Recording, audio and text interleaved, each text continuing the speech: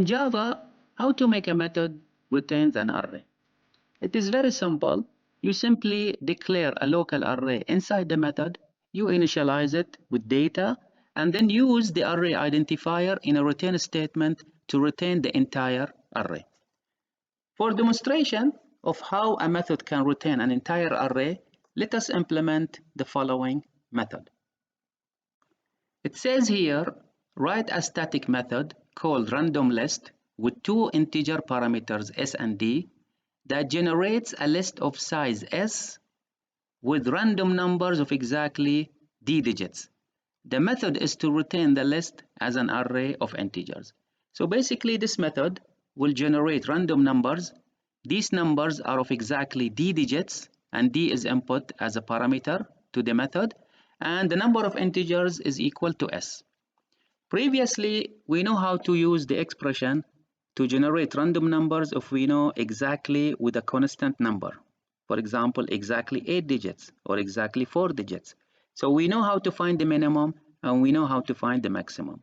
Now, the size of the number is given as a variable here. So how to find the minimum and maximum of this number to give us exactly d digits? Now, let's take an example, and then from there, we can get the expression. If d is 2, the minimum is 10.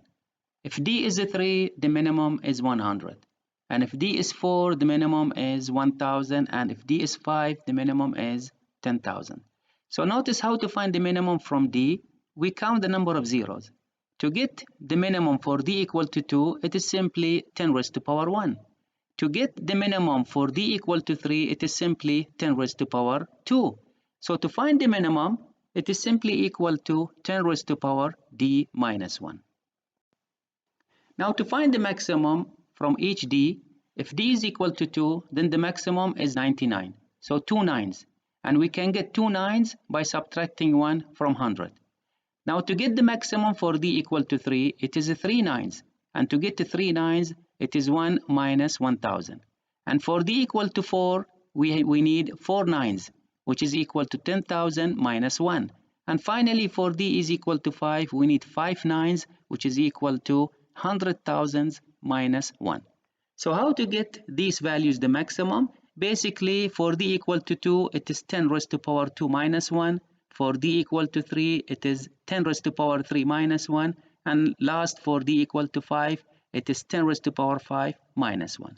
So in this is the way we find the minimum and maximum of a number that is of exactly d digits. Let us write the code. Here is the implementation of the method. It is public static. And this is how you define a method that retains an array. In the return value, you declare the return value exactly the same way as you declare an array in a program. How this method generates random numbers of exactly d digits? We specify start, as we explained by this equation, by 10 raised to power d minus 1 for the minimum. And for the maximum, which is end, it is specified by 10 raised to power d, the result, minus 1. Now power retains double, so we have to typecast it. And to find a number that is exactly of d digits, we specify the range, which is the maximum minus the minimum plus 1. After specifying the range of the randomly generated numbers, an array of integers of size s is declared inside the method. And this array is filled with random numbers using the expression that we are all familiar by multiplying range by math.random plus start.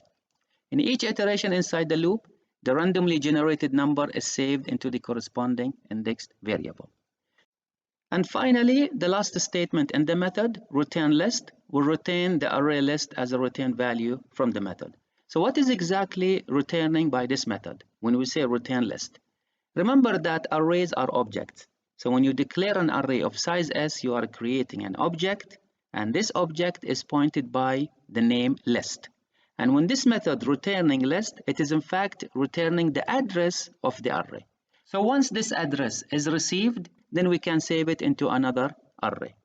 Let me demonstrate to you on how to use this method in a program. Here we have a demo class to test random list method, and this is the method definition, and we are now here in main program.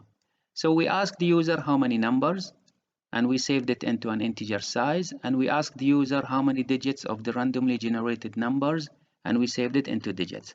So now how to call the method?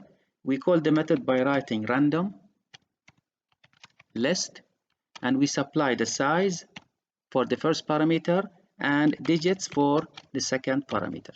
Since it retains an array, so we have to define an array of integers and give it a name and assign the return value from this method into this array. So as we said that before, that the method internally will create an array and make it pointed by list. And then when this list return value as an address is returned, it's going to be saved into array. Now let us print the values inside the array.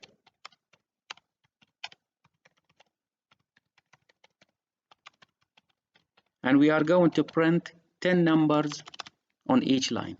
So we will say system.out.print, and we will print array of I, and we will put tab.